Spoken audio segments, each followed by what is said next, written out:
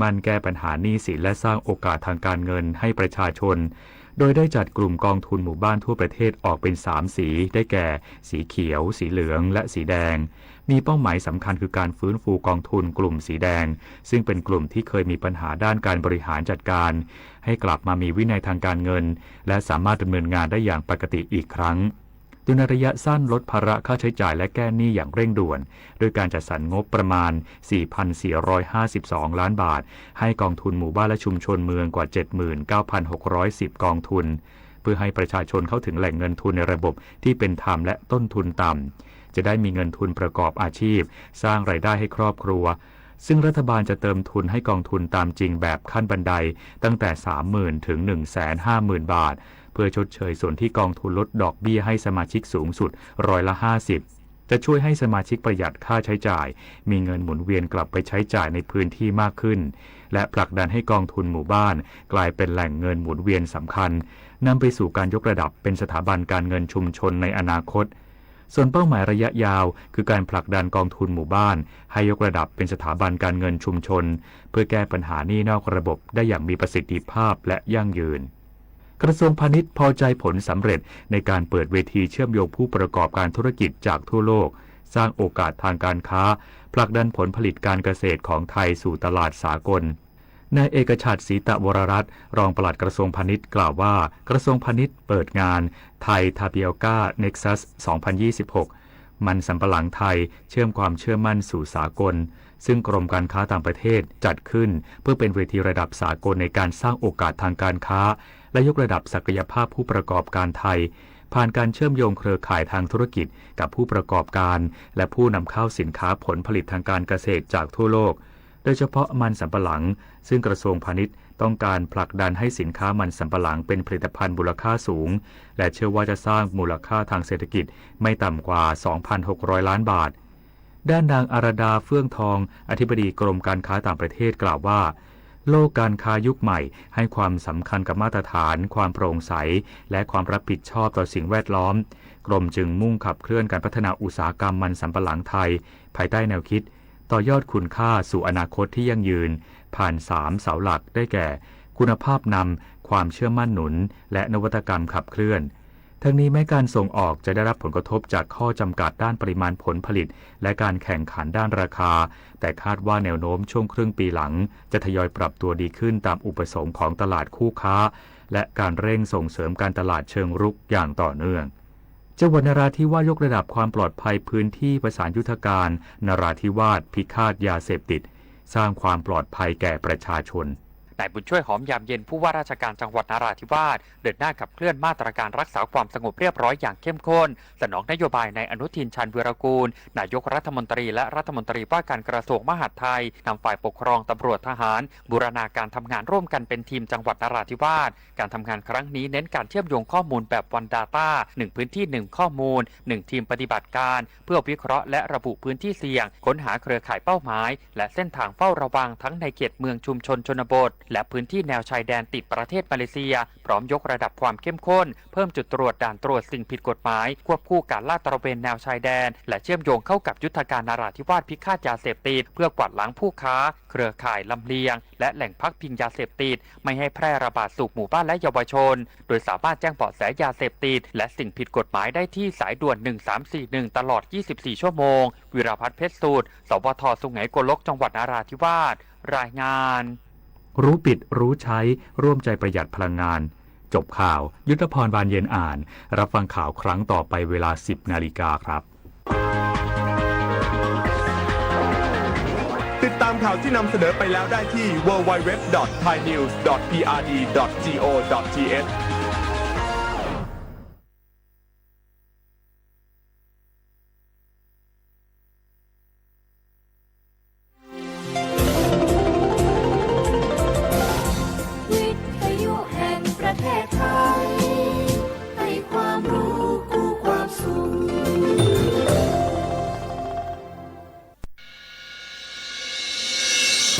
สถานีวิทยุกระจายเสียงแห่งประเทศไทยจังหวัดเชียงใหม่ AM 1476 กิโลเฮิรตซ์สถานีวิทยุภาคภาษาชาติพันธุ์แห่งเดียวในประเทศไทยที่มีความทันสมัย เชื่อถือได้ สร้างอัตลักษณ์กลุ่มชาติพันธุ์สู่สากล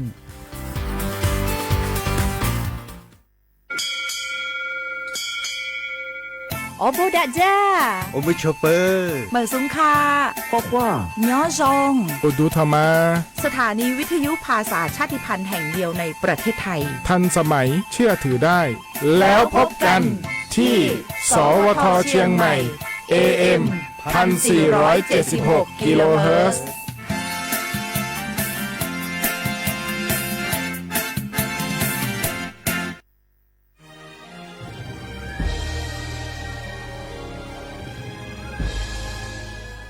เกิดเป็นคนไทยเติบโตบนผืนแผ่นดินไทยจงภูมิใจในความเป็นไทยชาติไทยเรานั้นนับเป็นชาติที่มีความเป็นมาเก่าแก่ยาวนานเรามีภาษาวัฒนธรรมและมีสิ่งต่างๆที่เป็นเอกลักษณ์ให้เราได้ภาคภูมิใจในความเป็นคนไทยเราควรเห็นคุณค่าและมีความรักชาติหวงแหนแผ่นดินอันเป็นมรดกของบรรพชน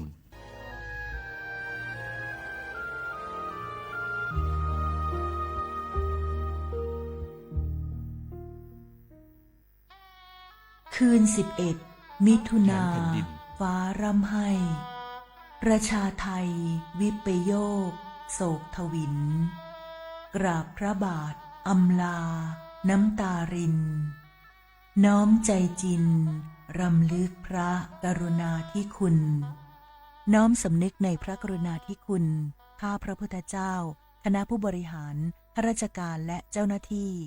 สถานีวิทยุกระจายเสียงแห่งประเทศไทยกรมประชาสัมพันธ์บรรพชน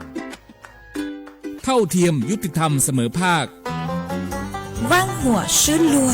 ยอชายยอดอมมือลองเพ่งเป้ง ประเทศไทยเป็นสังคมที่มีความหลากหลายทางชาติพันธุ์แต่ละกลุ่มมีภาษาวัฒนธรรมและวิถีชีวิตที่เป็นเอกลักษณ์ซึ่งล้วนเป็นคุณค่าที่ควรได้รับการคุ้มครองพระราชบัญญัติคุ้มครองและส่งเสริมวิถีชีวิตกลุ่มชาติพันธุ์มีเป้าหมายเพื่อคุ้มครองสิทธิและศักดิ์ศรีของกลุ่มชาติพันธุ์ส่งเสริมการรักษาอัตลักษณ์ภาษาวัฒนธรรมและภูมิปัญญาท้องถิ่นพร้อมทั้งป้องกันการเลือกปฏิบัติและสนับสนุนการมีส่วนร่วมในการพัฒนาสังคมอย่างเท่าเทียมกฎหมายฉบับนี้มุ่งสร้างความเข้าใจเคารพในความแตกต่างและส่งเสริมการอยู่ร่วมกันบนพื้นฐานของความเสมอภาคเพื่อให้ความหลากหลายทางวัฒนธรรมเป็นพลังในการพัฒนาประเทศอย่างยั่งยืนดื้อหยอกผักแก้เหล่าซาแต่ผัดโดผัดชิเหล่าซาบาที่วิจวิออกคโลอาเชียงที่เลลิงโงประสานสืบค้นติดตามข้อมูลเพิ่มเติมที่ศูนย์มนุษยวิทยาสิรินธรองค์การมหาชนกระทรวงวัฒนธรรม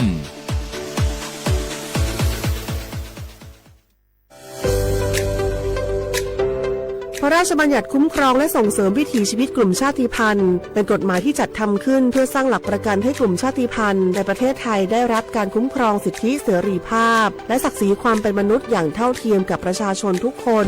โดยมุ่งส่งเสริมให้กลุ่มชาติพันธุ์สามารถดำรงรักษาอัตลักษณ์ภาษาวัฒนธรรมภูมิปัญญาท้องถิ่นและวิถีชีวิตที่สืบทอดกันมาได้ภายใต้กรอบของรัฐธรรมนูญและกฎหมายของประเทศโดยนางสาวสบิดาไทยเศรษฐ์รัฐมนตรีว่าการกระทรวงวัฒนธรรมกล่าวว่ากฎหมายฉบับนี้สะท้อนให้เห็นถึงความสำคัญของความหลากหลายทางวัฒนธรรมซึ่งถือเป็นรากฐานสำคัญของสังคมไทยการที่เรามีพรบออกมาคุ้มครองเมื่อวันที่ 18 กันยายนนะคะปี 2568 ก็ถือว่าเป็นอีกก้าวหนึ่งนะคะถือว่าเป็นก้าวแรกที่จะเป็นการไม่ใช่แค่คุ้มครองวิถีชีวิตชาติพันธุ์แต่ว่าคุ้มครองความหลากหลายทางวัฒนธรรมซึ่งจะทำยังไงให้ทุกท่านนี้สามารถอยู่ร่วมกันในสังคมได้อย่างเท่าเทียมโดยคำนึงถึงศักดิ์ศรีความเป็นมนุษย์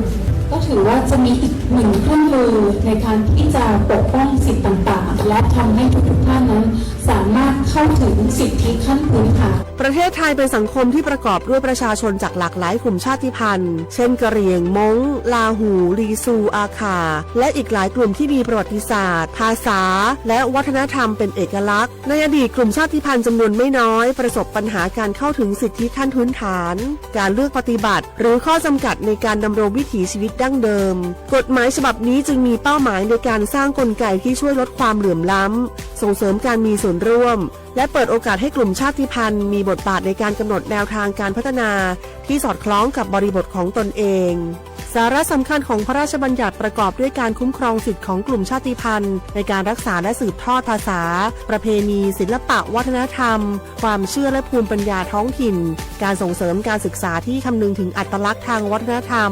การป้องกันการเลือกปฏิบัติด้วยเหตุแห่งความเป็นกลุ่มชาติพันธุ์ตลอดจนการจัดตั้งคณะกรรมการและกลไกต่างๆเพื่อกำหนดนโยบายติดตามผลและประสานความร่วมมือระหว่างหน่วยงานของรัฐองค์กรปกครองส่วนท้องถิ่นภาคประชาชนและผู้แทนกลุ่มชาติพันธุ์นอกจากนี้ยังเปิดโอกาสให้มีการกำหนดพื้นที่คุ้มครองวิถีชีวิตกลุ่มชาติพันธุ์ในบางพื้นที่เพื่อสนับสนุนการอนุรักษ์วิถีชีวิตและการจัดการทรัพยากรตามหลักเกณฑ์ที่กฎหมายกำหนดประโยชน์ของกฎหมายฉบับนี้คือการสร้างความเสมอภาคและลดการเลือกปฏิบัติในสังคมส่งเสริมการอนุรักษ์ความหลากหลายทางวัฒนธรรมและสนับสนุนให้ภูมิปัญญาท้องถิ่นได้รับการสืบทอดสู่คนรุ่นใหม่นอกจากนี้การมีส่วนร่วมของกลุ่มชาติพันธุ์ในการกำหนดนโยบายและการพัฒนาพื้นที่ยังช่วยให้การดำเนินงานของภาครัฐมีความเหมาะสมกับบริบทของแต่ละชุมชนมากยิ่งขึ้นส่งผลให้เกิดการพัฒนาที่สมดุลและยั่งยืนทั้งในด้านเศรษฐกิจสังคมและสิ่งแวดล้อมนำไปสู่สังคมที่เปิดกว้างมีความเข้าใจซึ่งกันและกันและเคารพความแตกต่างของทุกกลุ่มคนอย่างยั่งยืนสนับสนุนโดยศูนย์มนุษยวิทยาสิริธรองค์การมหาชนกระทรวงวัฒนธรรม www.sac.or.th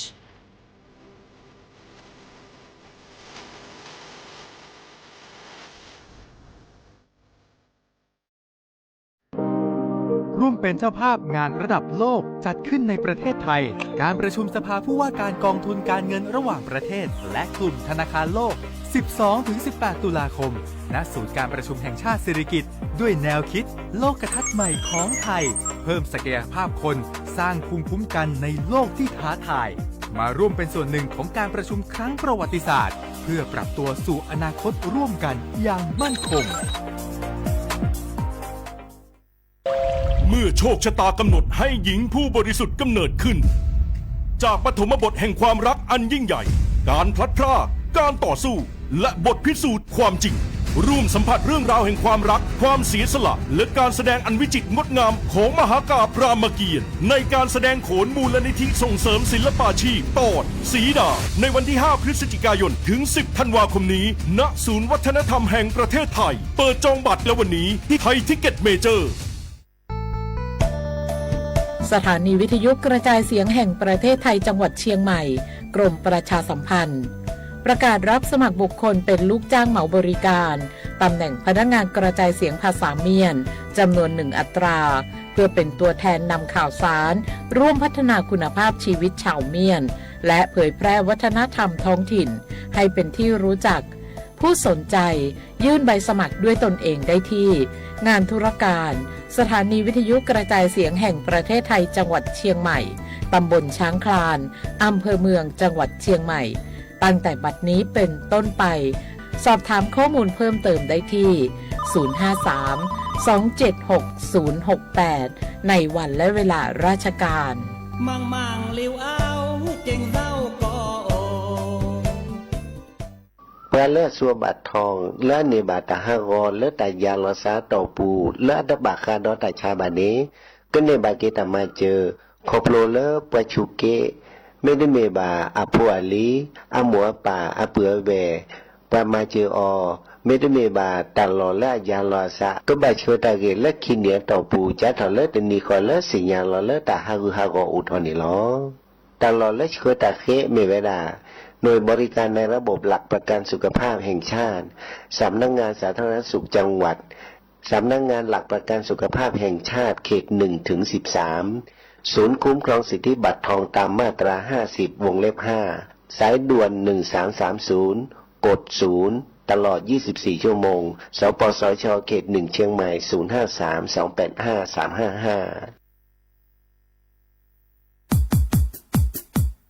ดอปูแวบปากญอโพนเมบาสะสู้อ่อมมืออ่อเลวิทยุกะลิลอกอจอเตเวกีแมตตอนยาอีบอบบาเนบาคักเล่นตาพี่ตามมาตาพี่อ่อมมาออจอเตกว่าก็ได้และสนใจโฆษณาเนื้อออจัสสิกว่าสวทเชียงใหม่เบอร์โทรศัพท์053 276-068 เมตาเมบะ 092-246-8579 เสทบลอ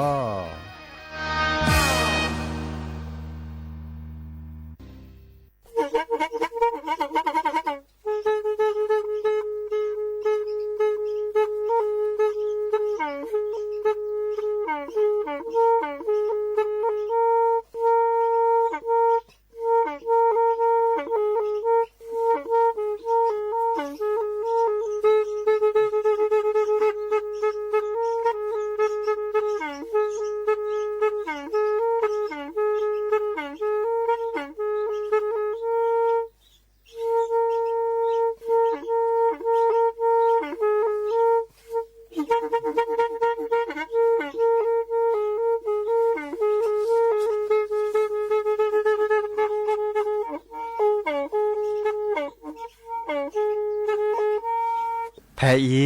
วิทยุกลือหลอก็จะแตะเวกีแม่ตะกะโทนลุยกะจานยี่ชื่อคือกิโลเฮิรตซ์ตาเชอกระต่อเปอปากระหลือปากระยอกหลอกตืออีสู้อเมญาเปก็เห็นเหล่านั้นและตาสูมือซ้ำมือตากระเจาะตาละแก็บลึกแก็บโผล่และติเลื่อนนกออัตโคเนและกะนาหลอเจอบาค่าคือตาซุมือซ้ำมือสก้อเนาะ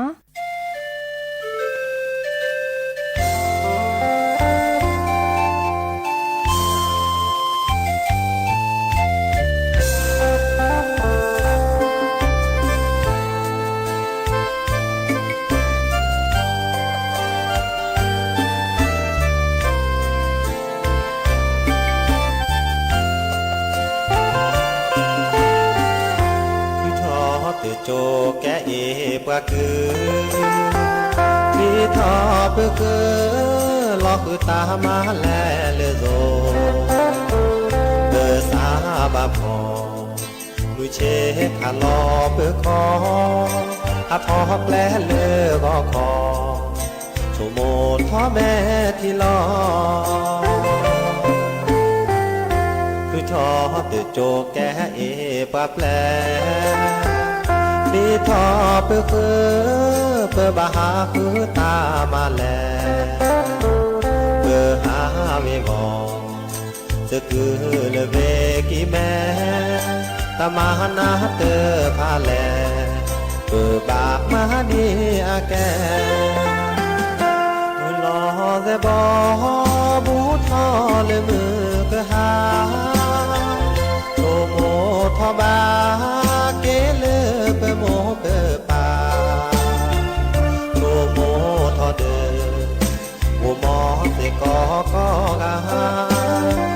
เจอจือบานาเวปูโอเติมเลยลอนเลเวปูโอเนเสนีคลีทอเปคือเปบาเกโคพีเลดีคือทอกว่าพอเบอบาตูนาตุกลีโชเตแกเอปะคืออาเกเลดีมาชีมาออก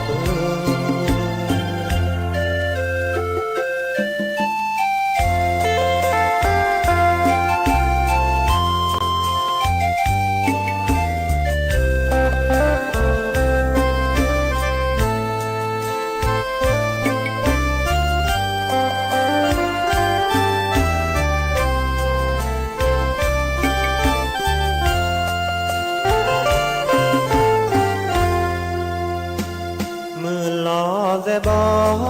บูทอเลมือกะหาโตโมทอบาเกเลเปโมเปปาโตโมทอเดโมมอเตกอกอกาเจตือบานาเวปูโอเตมือเลยลอนเลเวปูโอเนเสนีลีทอเปคือเปบาเกโคพีเลดีคือทอบาพอเปบาตูนาตุกลีโชเตแกเอปะคืออาเกเลดีมาทีมาออก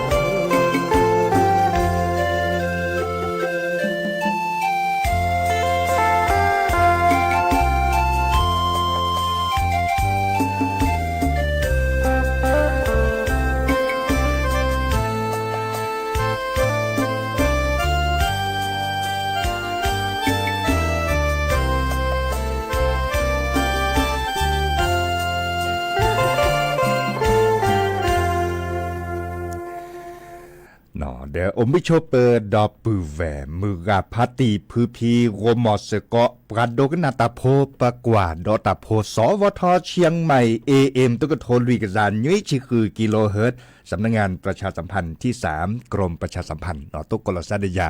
ดีเจเสมอจอซาปิเสมอเฉลิมสิริวงชัยตาชื่อตอมมือรอคอควินนารีและตือเลออนาริติชีตลอดตัดเลอปุปรากลือปรากยอคอกันหนาเวดาคอกกว่าเวดาแค่ในเราตุกกลซาดิโซเลอวิทยุอปูเลอเรดิโออปูเนเลอ AM ตุกโทนลุยกซานยุ้ยชิคือกิโลเฮิรตซ์คอดอเลอเลอ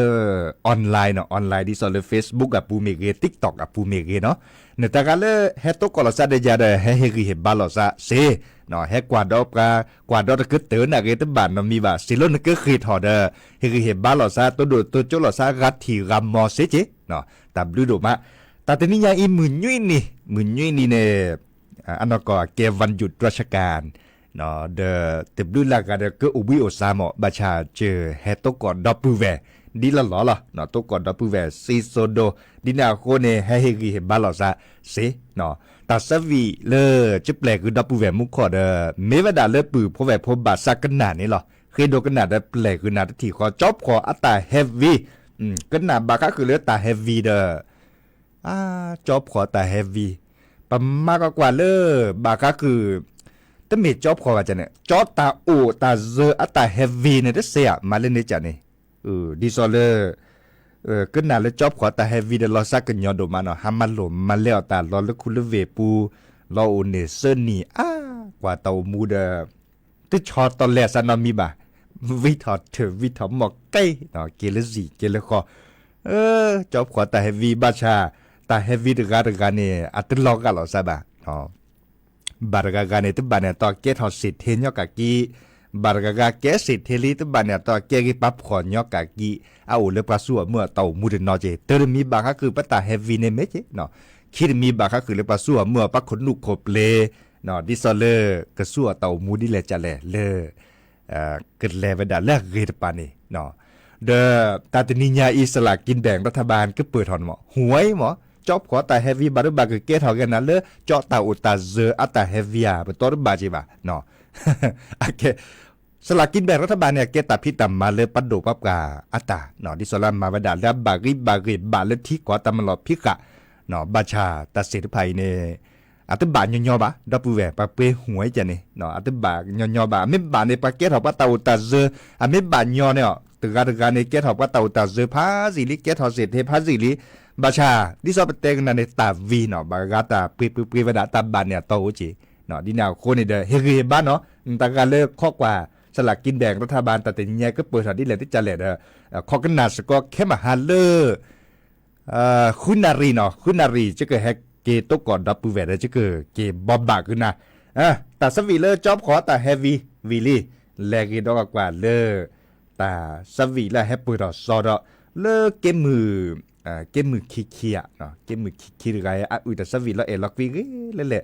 ล็อกช็อตแต่เวลาจะเล็กกว่าอัดโดตาก่อนแต่อามาบักก็คือเลือปากกันยอดลื่นลาเบื่อลอดโถเบื่อลอดชอเนาะเด้อบุญลอดท่อเนาะตัวมุกิตัวมุสัตตัวอันตากว่าดื้อซื้อเซนโยกิโดมาหรอแต่สวีแต่ไม่ได้เลยตลอดปากกันยอโพเลปากกันยอโพเลโซกอเนาะกันหนาสกอดอกกว่าเนาะเกมมือขี้อัตาสวีเนาะ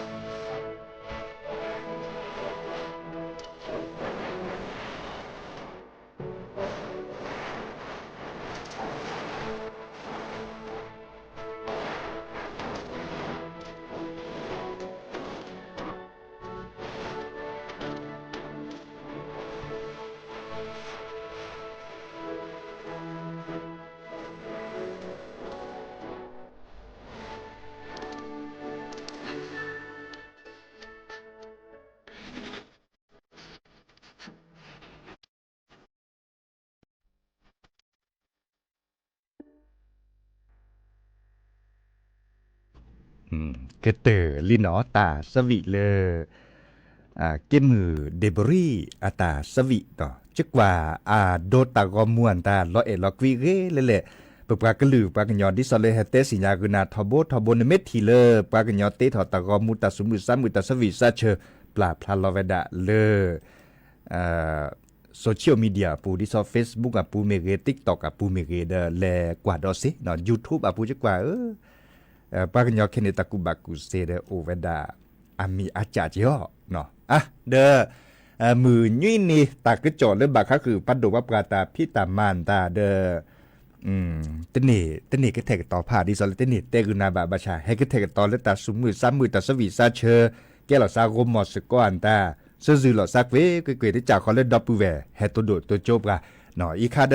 ตากะหลอกปลาเล่มมามีเลพงสะทอนเตวดาตะโมกนาซาตาสวีเลโอคอนาเลแม่ตลอ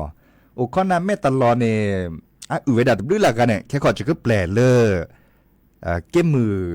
ดาวสสิธรอุเวดาเนาะเขาก็ดอลดับเบิลแวร์แล้วก็คือแฮตัวโดดตัวจบกันเลยติ๊กตอกกับปูตบลื้อละกันมุขอ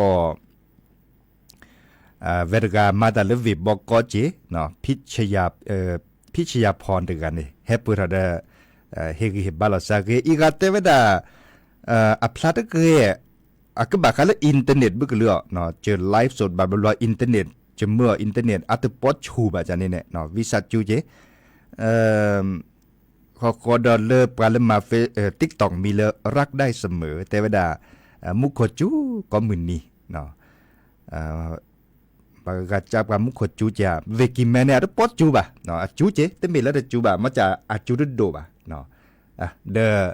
จิบลิจิบคนดับปูแวก็ปูก็ตอนเลแฮตัวโดดตัวโจหลอดซาเลโทรศัพท์มุขอแฮอกก็หลอดซาเดปาโอดาเจ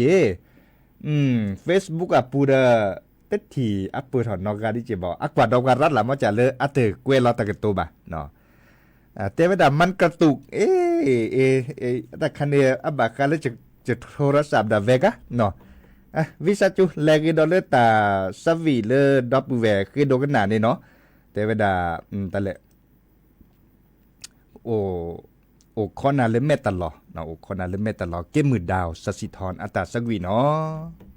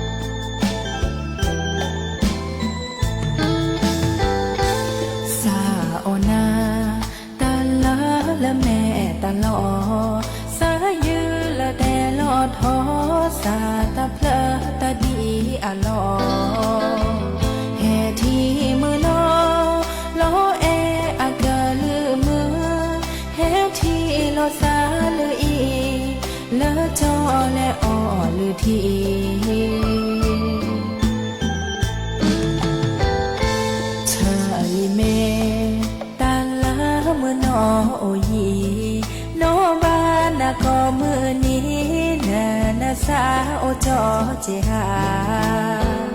ลากาปอกลาโนบานาก็มือหาสาชื่อบานาตากาสาอือนาออลอจอ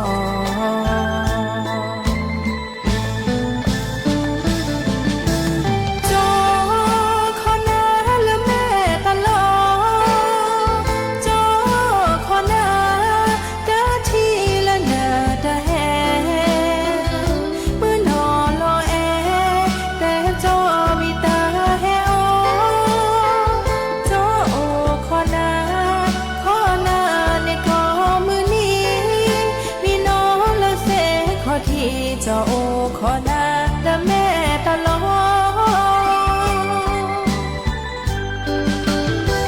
เจ้าโอขอนามือน้อและแม่ตลอตาบูเพียงมาผู้ขอเพปะทีโลสาแพอี ปิดสาพาคอมามูผู้ขอลอสาทุกพาคนเล่แม่ยาขี้กาเริ่มแม่ตลอ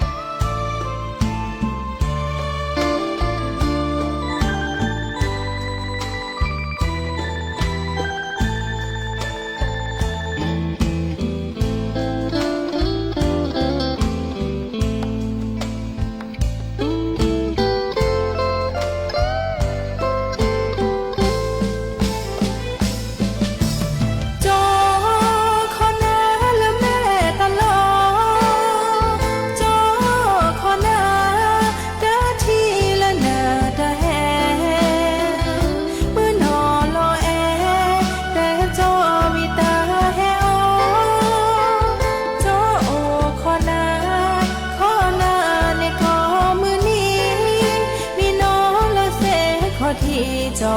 ขอนาและแม่ตลอ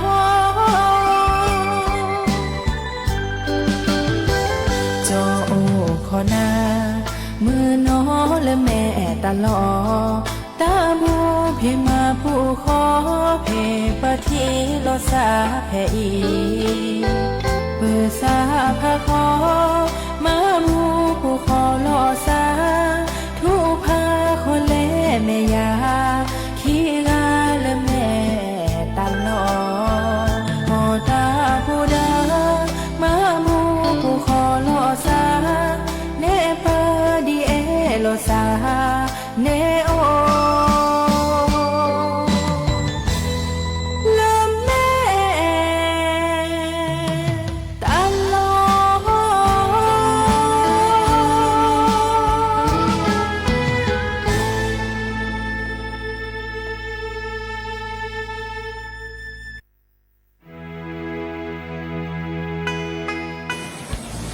เลยแล้วนะ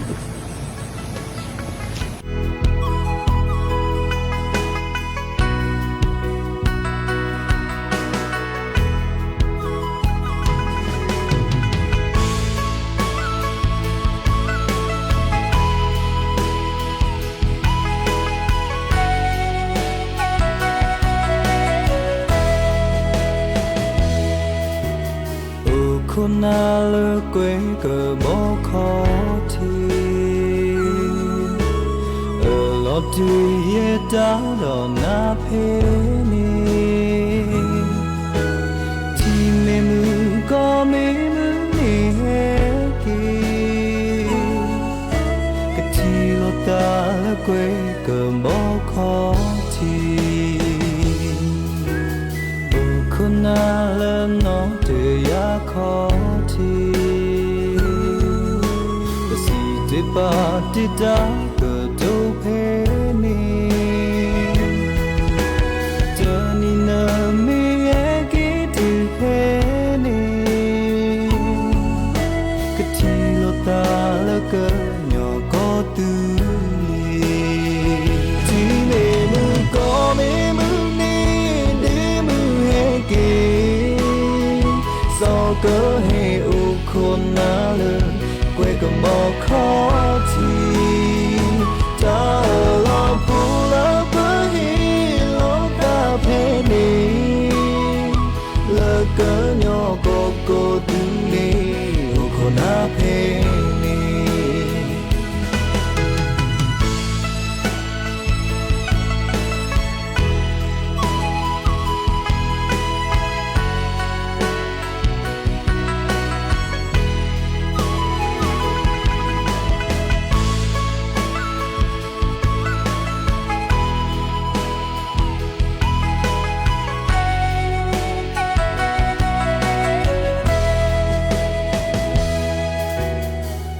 คนน่าเลิกเว้ก็บอกขอ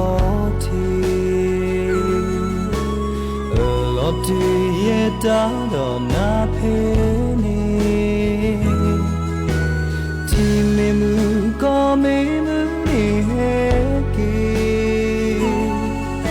ก็ที่โลตาเลิกเว้ก็บอกขอที คนน่าเล่นน้องเดียขอทีและสิที่ปาติดาก็ดูเพนีเจอนี่นะไม่แยกิดูเพนีก็ที่ลดตาแล้วก็ยอก็ดูที่ไม่มือก็ไม่มือเนเดมือให้กิ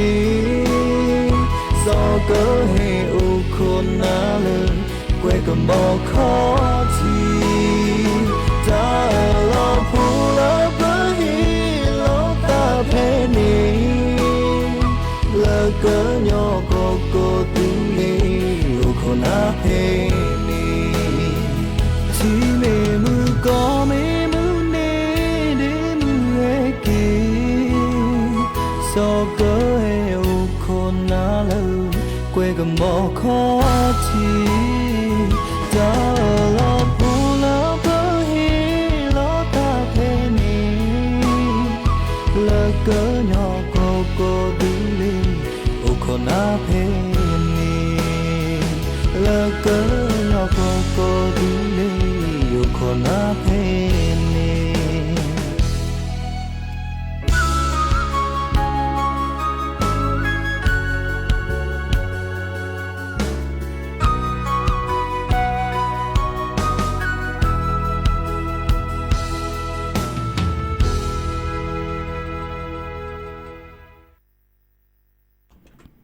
ก็เตอลีนอกวัดตะชึกตอนเล็ดเคลมุนอดอปูแวปลาคือดกหนาตาทาเล็กกีทาเล็บเลอมือกาบุพอเนาะมือกาบุดิมือกาบุพออะอื่นลืมมาทาเดจะก็เทกต่อพาลีเนาะก็ข้อที่นี้จะก็เตดับไกลเราดอปูแวให้ตัวโดดตัวจบกันบลือแล้วก็บากาเตวดาแล้วจะก็ลืมมือระเตวดาดิเนอัลลาลาแต่บลือขึ้นหนาไม่มือเด้อสักคือด่าขึ้นหนาไม่เต็มมือเด้อตัดสักวีโอเหมาะตัดสักวีโอหรือโพธาโพโอเนาะดินาคนนี่เตอกอนยาอีเดจะก็แปลกเลยละทาเลวดาตาติดาชึกตอนลึกแค่มาหาคุณนารีตุลยุยนารีแฮเกตุกกลดอซาเดียดีเจเสมอเฉลิมสิริวงศ์ชัยสวทเชียงใหม่ AM ตุกโทรลิกจานยุยชิคือกิโลเฮิรตซ์สำนักงานประชาสัมพันธ์ที่3กรมประชาสัมพันธ์เนาะดับเบิลแวร์ให้ตัวโดดตัวจบกับอุดมวิลากาดีเลิกแค่มาฮะตุกกลซะตับลือก็กันเนาะ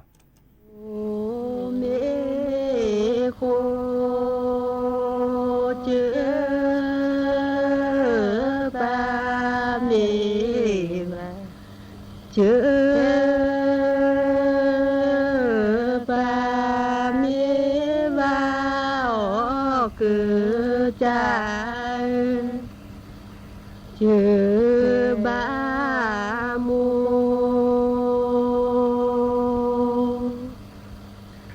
บาปาเลญาบาปาเลญาออกเกิดจากมาบูซึก็โคเวก็โคเวออกเกิดจากสุญญาเปมาเซอเซมาเซอเซอคือใจบูนาเลทู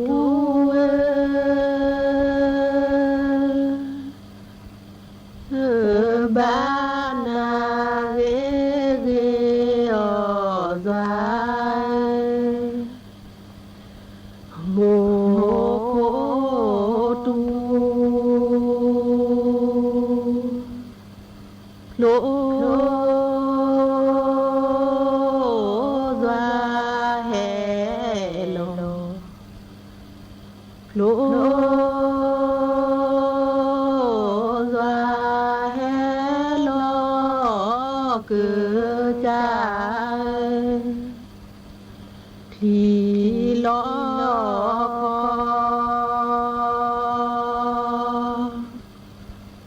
บา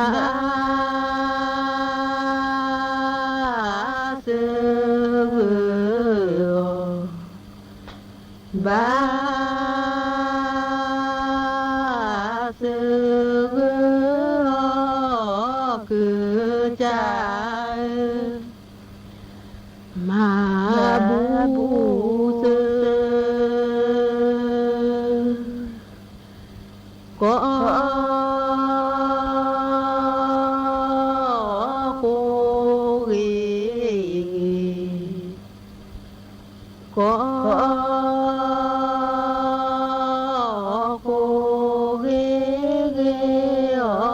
คือใจ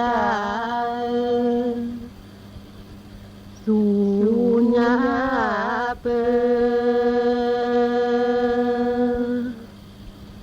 มาเสียสิมาเสียคือใจมาบูสือ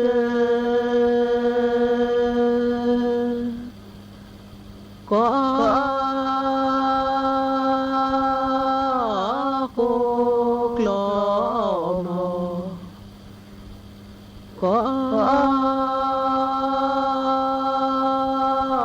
โคกลมคือใจสุญญาเปมาญอมาญอ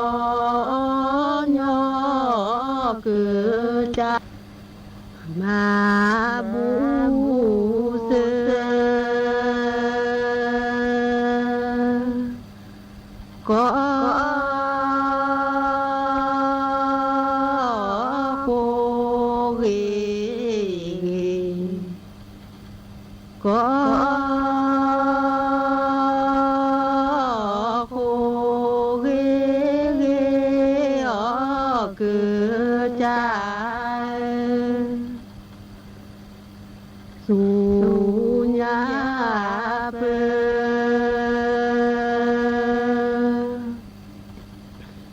มา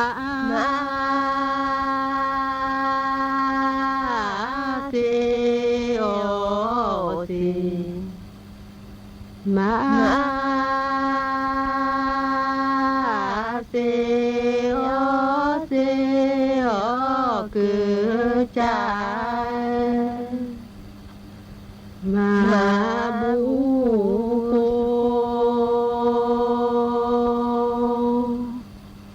แคว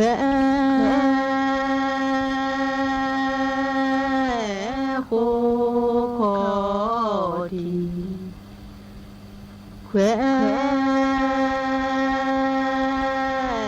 โคขอทีคือใจแควคือใจ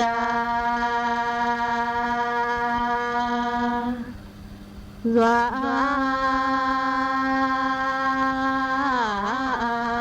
ลอนวาลอนีคือใจมาบูโค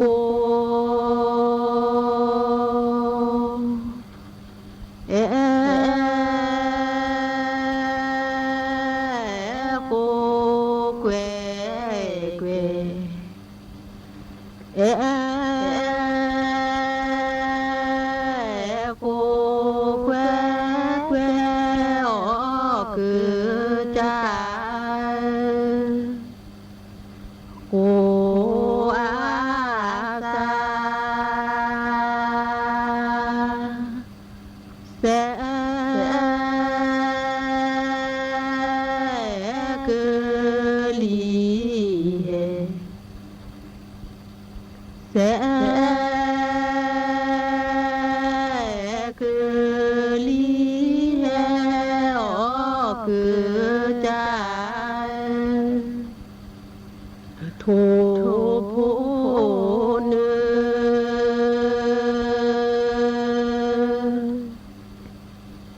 เป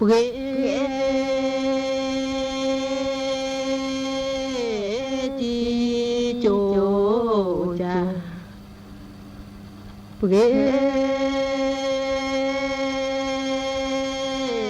จีโจจาคือจานอชาย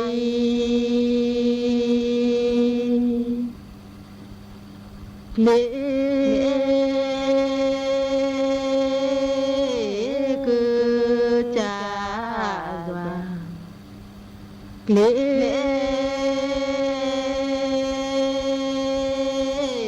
คือจาคือจานอลูกาญาชเวโหเดกลอมจอจอเลมาบูโป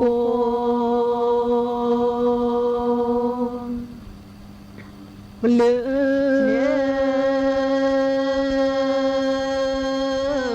เปืนอจีเลืเปืนอจีออคือจาเนบูปาดื้อเปื้อปราสีดื้อเปื้อปราสีออคือจานอชายเกลนอชายเกลเวสาชื่อเจทีโปปรูปรูเกิดจา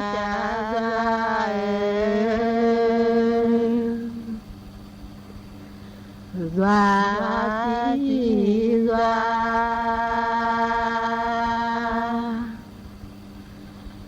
กลอ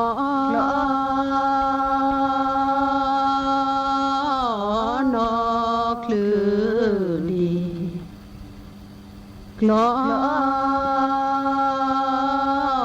นอคลือดีออคือจาคลือดอจา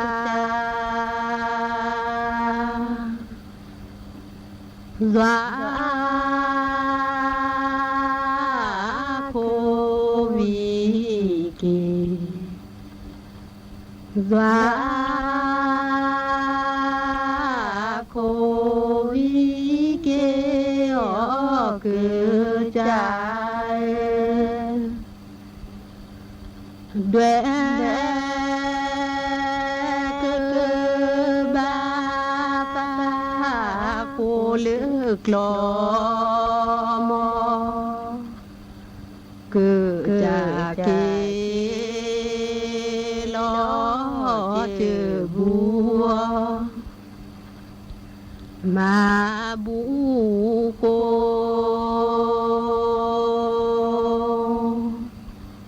แคว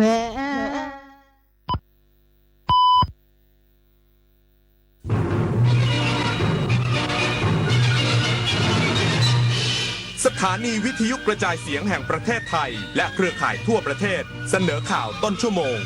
รู้เร็วรู้จริงเกาะติดทุกสถานการณ์